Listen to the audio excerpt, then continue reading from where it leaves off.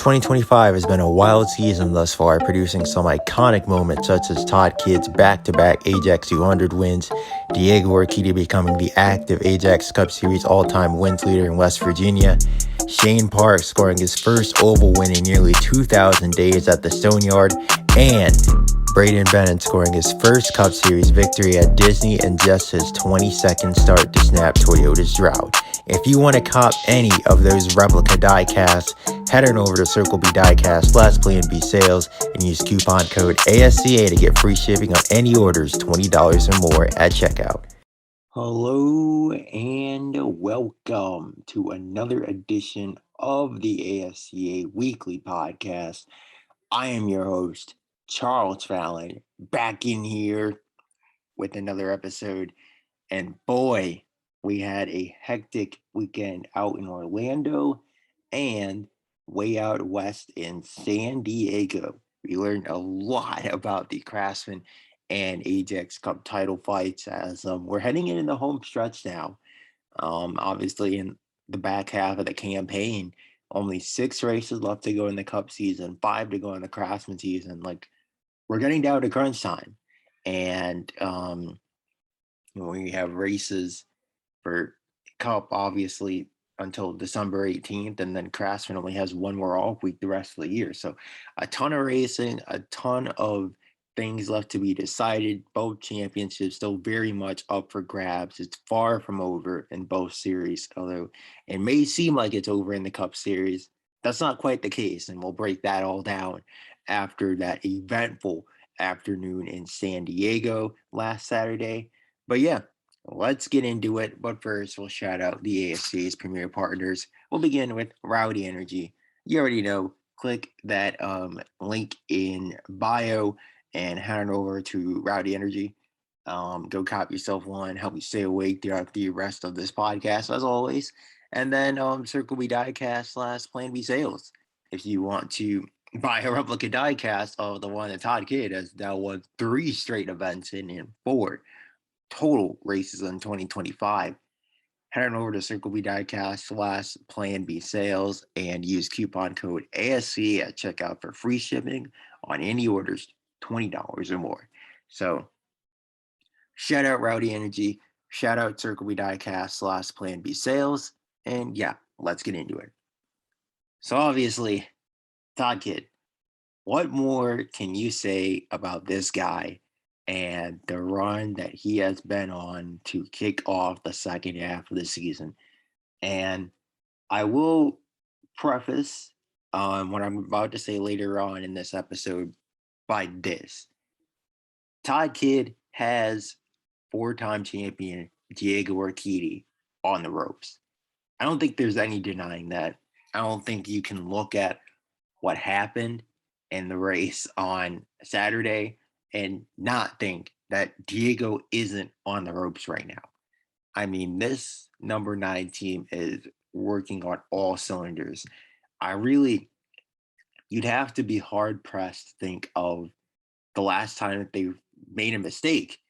This season, ever since that DNF at Belltown, which wasn't even Kidd's fault, you look at the next 3 weeks, he's rattled off a 3rd place finish at Michigan. Obviously, the whole All-Star race deal, you want to pin blame on anyone, fine, but that's not a points paying race, so that doesn't count. And then, so if we're looking at just points paying races, 3rd place at Michigan, 1st in the Windows 300, 1st in Salt Lake, 1st in San Diego. And that is how, despite Diego quietly bringing home a 2nd, a 3rd, and a 4th the last 3 weeks, Kidd has extended his margin out front to double digits. And it just shows you how just how well executed this, that's not even a word, but this 9 team is clicking on all cylinders right now, clicking on all facets. They're not making mistakes. They're a well-oiled machine. There it is. They're a well-oiled machine. They've been here before. They haven't done that, but they know how to lose these championships. They've lost a lot of them over the course of the past decade, and they have zero intentions to lose this one. So for Todd Kidd, especially in his home race, and especially after the incident that happened on Thursday that we're going to get into in a second, I think that this is huge. This is arguably one of, if not the biggest, championship statements, championship statement victories in ASC history. I mean, honestly, you know, um, just incredible what that team has been able to do this year.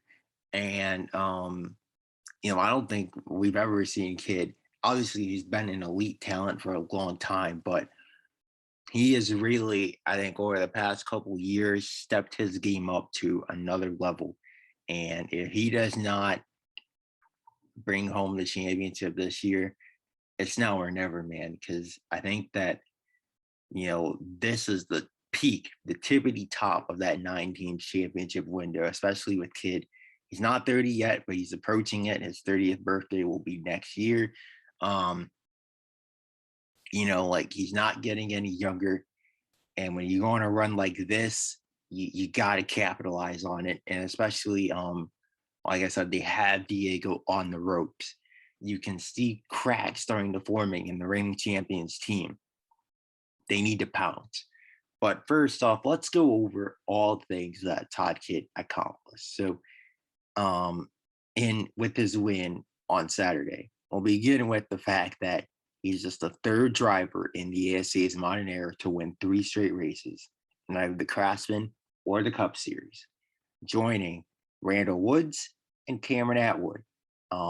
Woods in 2019, Atwood in 2023. What do those two men have in common?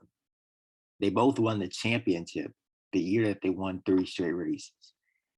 Todd Kidd, of course, leading the point standings by double digits right now. Obviously, it's far from over. We still have 6 weeks left to go.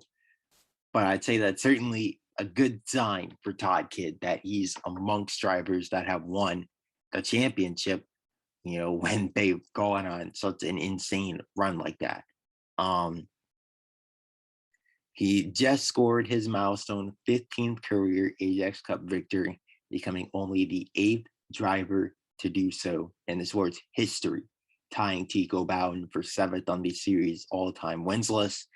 Again, just continuing to build his Hall of Fame resume. He actually now is the winningest driver without a championship at the Cup level. So he just passed Dan Rogers for that honor. And he just passed Diego Orkedi, the retiring 2016 champion at season's end. Orkedi, obviously 35 years old. Kid's only 29. Hasn't even reached his 30th birthday yet. And remember that Diego, when he was 29 when he reached 15 wins as well in 2020. So keep that in mind that Todd Kidd, over these past couple of years, he wasn't on that Diego pace originally, but he's caught up. And he could very well go down in that Orkedi Woods tier as, one of, if not the best of the modern era, if he can continue this. He's now won 7 races in the past 2 years, making that 4 straight points-paying wins for Ronnie Woods Motorsports, which is an ASCA record. 5 straight weeks of victories, if you include the All-Star race, another ASCA record. Ronnie Woods Motorsports is absolutely unstoppable right now. And let's talk about that. Can anyone put a cap on the RWM dominance that we have seen basically since, both Kidd and Park DNF'd at Belltown? They have been red hot since that double DNF in terms of responding. And, obviously for Shane Park, unfortunately, I think his title hopes were already looking bleak after the flub with the digital dash at Utah. But now I think you can stick a fork in him at this point. Obviously, that DNF with Doug Bowden really did not help his title hopes. And now he entered the day 19 back. He, doubled that margin. Now he's 38 back following the collision with Doug Bowden. And he's going to need some serious help if he wants to get back into this. So, I still think Parks is going to be a threat to win races. Don't get me wrong, he still had a fantastic season, but it just goes to show you that Todd Kidd and Diego Orkedi both are on another ridiculous level right now, and that you're going to have to make zero mistakes and be absolutely flawless to keep up with those guys, because they are unequivocally right now the two best drivers in the series. I don't think that's a question. I don't see anyone else you can put up here at this moment. I think that, not to say that Cameron Atwood and Greg Healy were flukes, but we've kind of seen that their championship window has shut, and they're obviously not in serious title contention this year. Randall Woods' championship window has shut, although we had yet another fantastic run in San Diego. Park, we obviously know he's very close. I think next year is going to really be his year, although we said that about this year.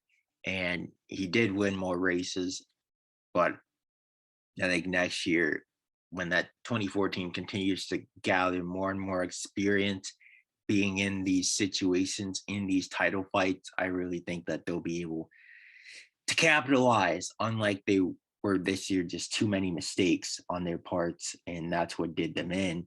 And I just don't think there's anyone else you can realistically put in that conversation. And, obviously, had the suspension not happened, I'm sure Laquan Scranton would be right up there with Kidd and Diego, but he is suspended, and I highly doubt he ever races again in the sport. So Kidd and Diego are the two best in the sport right now, and I'm really excited to see these last 6 races.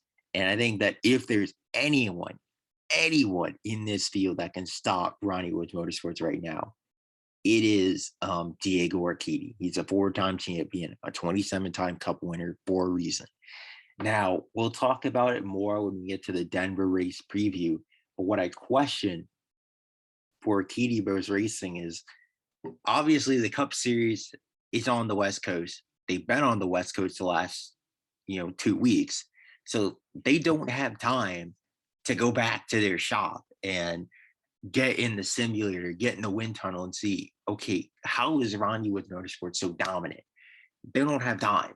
They just kind of have to make these adjustments on the fly. And we head to a track that Diego has never won at, one of only 3 now circuits in the ASCA, with Utah added to the calendar, that he's never won at. So Diego's never been horrific at Denver, but it's such a hit or miss track for him. I believe he finished 10th here last year. He did have a late pit penalty that did him in. Definitely not one of his best races, but he also wasn't terrible. I think he was running top 5. He had a little incident with Ross Jackson that was pretty memorable, but nothing to really write home about. He came from the back to finish 2nd here in 2022. So, it obviously isn't one of Diego's best tracks, but it's not one of his worst either. And I think the same could be said for Todd Kidd. So I think that they're both going to be on level pegging, except for obviously Ronnie Woods Motorsports has been dominant. So that would tell me, in a situation like that, the upper hand, the advantage would go to Todd Kidd. But obviously, like I said, we're going to preview that later. And if there's anyone that can stop Ronnie Woods Motorsports, it's going to be Diego Orkedi. I'm just going to put it like that. But let's talk about that incident on Thursday morning or afternoon, depending if you were on the East or the West Coast. That incident, opening practice, Todd Kidd and Diego Orkedi. And when you roll back the film, if you're a Todd Kidd fan or you're a Diego Orkedi fan, you think that the accident was the other driver's fault.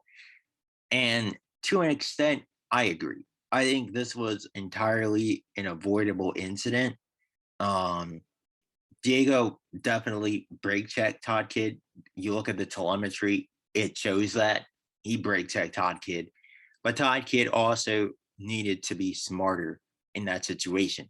Like, you see Diego going slowly down the corner. I think Kidd was trying to go through another hot lap. You know, why even get that close? Why even put yourself in a position where that could happen? And ultimately, Ronnie Woods Motorsports did an outstanding job working on that car for 15 straight hours and all this and getting it put back together. The oil pan was destroyed, radiator partially busted, and somehow they get it all put back together. And Kidd goes out, qualifies third, and goes and dominates the race. That just goes to show you how ridiculously fast that car was simply rolling off the truck. Um, but I think that this is where the ASCA and race director Bob Halpert, I think it's time for them to step in because obviously this is not the first incident that these two drivers have had. They got together at the Stone Yard earlier in the year. They did race cleanly in the Windows 300. We'll give them that, but that's because they collided in the All-Star race the week before. So, and now they collide in practice. They collided in practice. I'm just gonna, I think it's starting to get out of hand a little bit. And, I think that obviously we don't want to see drivers wrecking each other to win championships. And that's the one notable thing that Diego Orkedi has always gotten a bad rap for throughout his career, even got a bad rap for it on Saturday. Some would say deliberately wrecking Jack Elaus to bring out a critical caution to stay on the lead lap. Like, we know that when push comes to shove, Diego is not afraid to wreck people, to win races, or just to get what he wants. And, you can't have that. Considering these are cars with 800 horsepower, low downforce, a hit into the outside wall, man, at these speeds, especially once we get to bigger, high speed aero tracks, like Ajax Super Speedway obviously isn't one, but that's another track where big accidents can happen. When we get to tracks like Computer Motor Speedway, West Virginia for the penultimate round, you can't have that. So I think the ASCA missed a golden opportunity to step in and reprimand one, if not both, of the drivers. And I definitely think that now that they didn't, they're probably going to collide again. Because we're starting to see, cracks from Diego Orkedi. And I think that the therapy, obviously, we talked about this last week, like he's reverting back to his old self. And we saw that tenfold throughout the entire weekend in San Diego. Like, his back is against the wall. Diego is going to pull out all the stops to complete this drive for 5 by hook or by crook. He's going to do whatever it takes to win this championship. He's not just going to let it slip out of his grasp. He's going to do everything in his playbook that he knows has worked in the past. He's going to pull it out here and use it against Todd Kidd. And, who knows what's next. So, and I think the same could apply to Todd Kidd. I think, his move at the Stone Yard was a bit questionable. He hasn't had anything major that he's done aggressing towards Orkedi, but I still think that I wouldn't be surprised to see him, repay the favor to Diego down the line. And I think that Bob Halper needs to call these guys in and have a serious talk like, hey, guys, you got to calm down.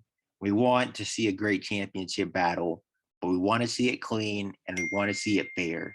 We want to see it decided by who has the faster car, not who, can total each other the best. So hopefully they can get this ironed out. And yeah, so you hate to see that. what happened in practice, but it's kind of one of them deals where I think it's just time for Bob Halper to say, all right, guys, let's calm down. All right, moving on to the Craftsman Series race down in Orlando this weekend. And boy, did the title fight in the Craftsman Series do a total 180. I think the entire kind of first half of the season, things were so up in the air, especially, early part of the season. Tony DeVal was just slapping the competition. It wasn't even close for a period. Then he gets the back-to-back DNFs, and then you have everyone in there. You got Aiden Romo, Gunnar Thorson, Dustin Adams, Sean Wooden, Graham Doherty, all these guys within 10 points.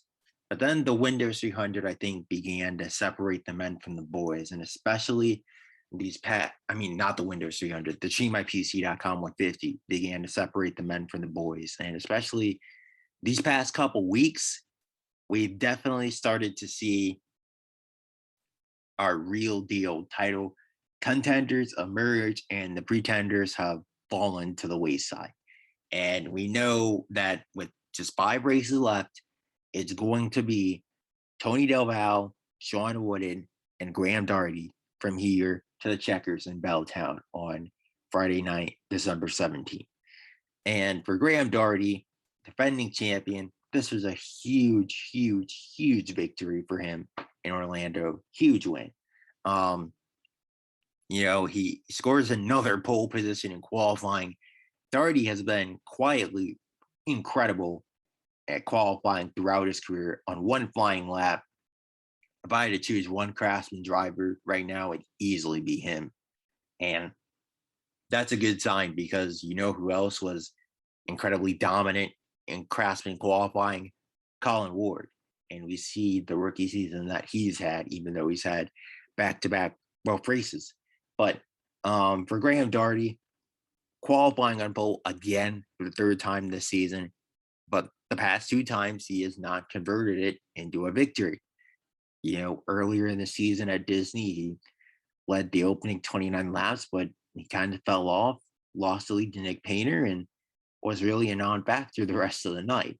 So this time around, you hope that things are going to be different. And I will say, for he and the Ford Development Program, this was a team victory, because I think they flubbed the strategy earlier. They should have boxed under the first caution with the red flag and the massive pileup, one of the biggest chain reaction incidents I've ever seen in my life. They should have boxed then for 4 tires and fuel, and they made the mistake to stay out. So you obviously have an incredibly long green flag run after that, and 80 plus laps in, as you'd expect, Doherty's tires are completely toast. They're done. They're dead. He just can't recover from 80 plus lap tires. You're supposed to be boxing then for 4 fresh tires and fuel.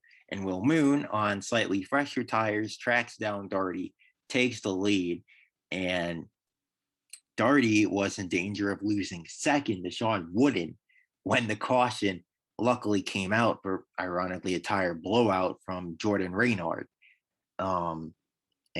So that was the end of his day. But I think that overall, then you get the final round of pit stops.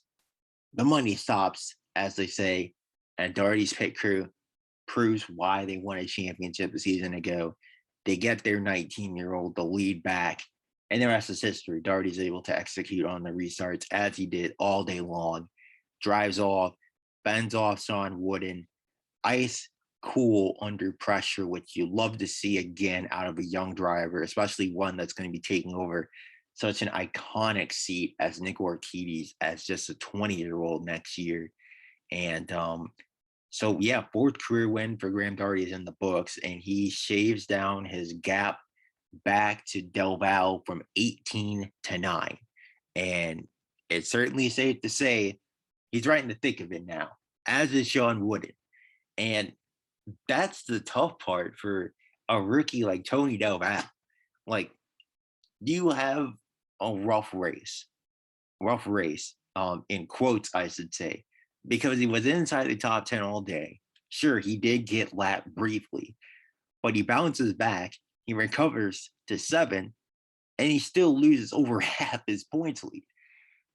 That just goes to show you the caliber of drivers that he's going to have to beat for this championship, and Sean Wooden and Grant Darty. Like, they're not going to let him have this one easy. So, for Del Val, it certainly seems like the 20 team is starting to fall off a bit. These past couple weeks, they really struggled early on the opening stints of these races. They can't have that in Denver, especially because Denver is an extremely short race, only 75 laps.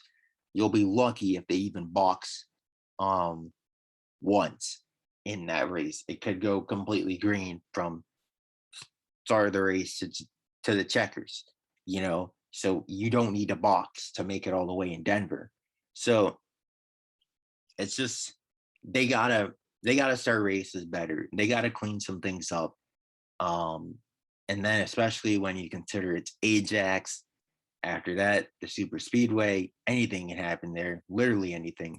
The Stone Yard, Del Val's never been there. Then you head back to San Diego. We just saw in the Cup race how unpredictable that can be. And then Belltown. And early in the season, obviously, we saw unpredictable that was.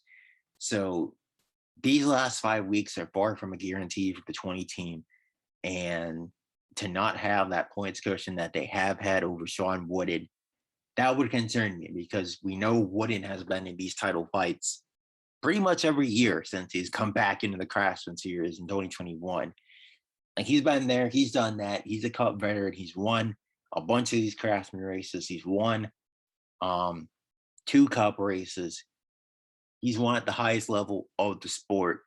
He's won a Craftsman championship. Most importantly, he can win it again. And the same can be said for Graham Darty. He just did this last year. So, man, Craftsman Series title fight is heating up.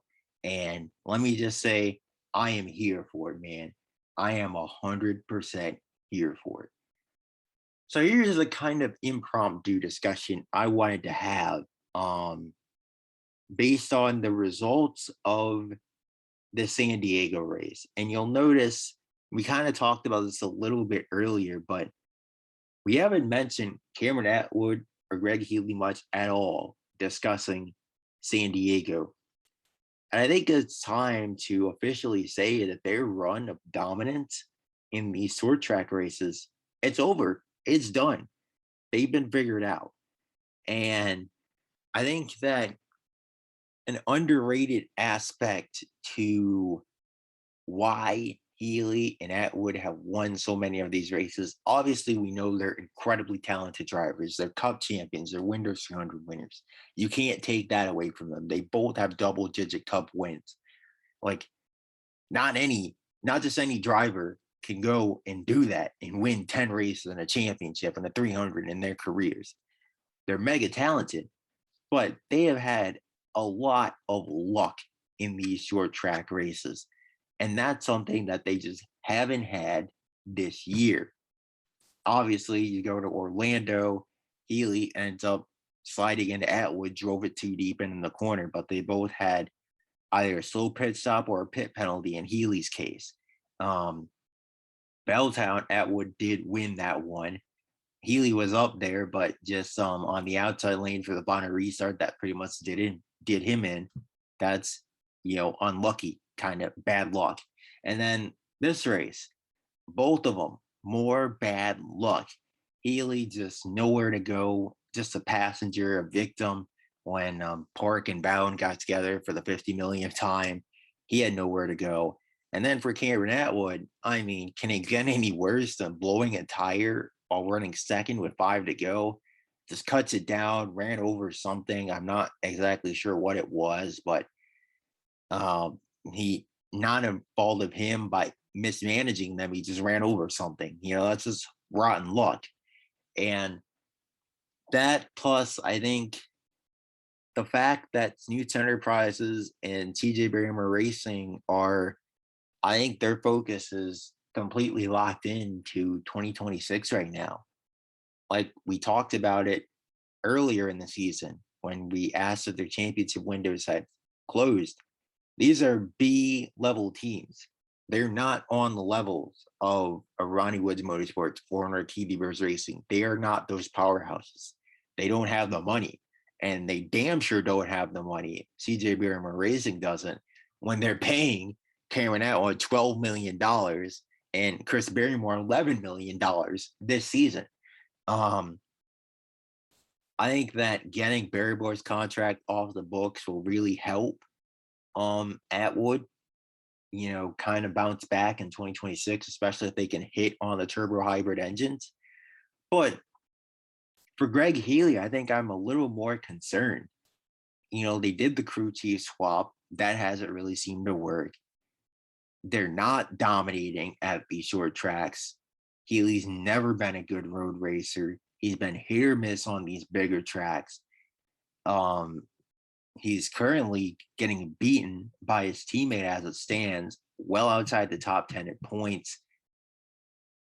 And you look at Healy's contract that runs through 2026, and as it stands, his contract isn't even that expensive. Like, it's cheap for a driver of his caliber, $9 million a season. So when his contract is up at the end of next season, he's going to want that Todd Kidd money to stay at ASCA Enterprises, considering he's been loyal to this team. He's built this team from the ground up, from the laughing stock of the ASCA to title contenders. The long-term outlook for Healy, I think, is a lot more bleak. And I think for Greg, it might be time to contemplate, hey, maybe I need to look elsewhere for 2027. Once that contract is up, I think the well is run dry for him at Snoots. I'm going to be honest with you. I think he's hit his ceiling. He got that championship, which is awesome. But, you look at it, and 2022 was the only year that he has won on a non-short track in his career. And now that the team is not dominant on short tracks anymore, what strengths does Snoots Enterprises bring to the table?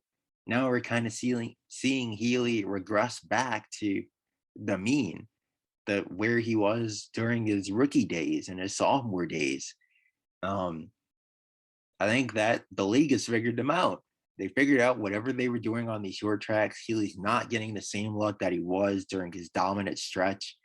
I think that it is seriously time for Greg Healy to consider a career change, a team change, and really start to look elsewhere. And obviously that would be devastating for Snoots Enterprises. They really could not afford that. But Healy has to think about his own career. And I think that for years, and if he continues to stay there, Snoots Enterprises will continue to hold him back. So this podcast is starting to run long. We got a few other things to talk about here. So we're going to try to speed run through them here. We'll start off with silly season, and we'll get to that first. Let's talk about Tommy Woods' retirement from the ASCA after this season. And this is a little surprising because obviously a report came out that Woods would not be returning to Flores Motorsports for 2026. And you're like, okay, that makes sense. He's had a disastrous rookie season. It just didn't work out. He was only on a 1-year deal to begin with. And when you see the development of Tony Doval, it seems rather obvious that Michael Racing wants to get him up to the Cup level as soon as possible, even if that is as a 19-year-old rookie. So okay, that's fine. But for him to retire completely like this, I would have thought he would at least go back down to Craftsman and get it right there. But he's going to call it quits. And, Tommy Woods obviously hasn't had the most fantastic career. But I think it's unfair to just call him the pay driver, just Randall Woods' little brother. He's done much more than that. He, was pretty solid in 2020. I think he finished 4th in points. obviously won in his debut race at Michael Racing, did never win again. But on his day, he could compete. He could win races. He could win poles. He was up there in the championship in 2022 as well, but then obviously broke his leg, had the concussion after that bad accident at Computer Motor Speedway, and Woods really just hasn't been the same since. So you hate to see him go, but I think that he's going to fit in well in an executive role in Michael Racing, and that does confirm another open seat on the grid for the 2026 season. Right as we're starting to fill some seats, we got another one open. So the 23 at Flores, will it be Tony Doval II? Could be. Could it be Ross Jackson? Could it be Chris Barrymore? Who knows, honestly. It's going to be interesting to find out who ends up taking that spot. Could it be Dustin Adams, maybe? It'll be interesting to see who ends up taking that spot for the next campaign.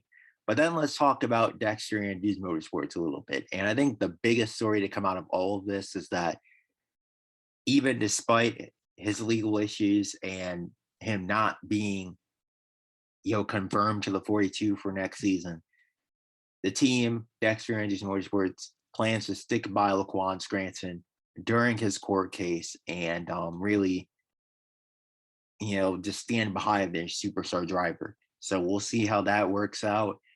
So you can't completely rule out that he'll race again at the Cup level, but I highly doubt it. I really do. I don't think he will. I think he's done. Once he gets officially charged, he's obviously charged with the RICO case. If he gets convicted, he's done. He's going away for 20 years. So not looking good for Laquan. But then for the 2026 lineup, Noah Booth gets the jump to the Craftsman Series full-time in the number 10 next season. Then that's because that seat opened with Aiden Romo getting the call to the Cup Series, moving up to replace Derek Lewis and Laquan Scranton in that number 42 with a new sponsorship. It's actually First Data coming back for the first time since 2022 to sponsor Romo next season. And I think it's a really solid move. Obviously the team was in talks with Chris Barrymore and Ross Jackson for the seat, but they chose to promote from within. And I think it's a smart move. I think Aiden Romo has potential.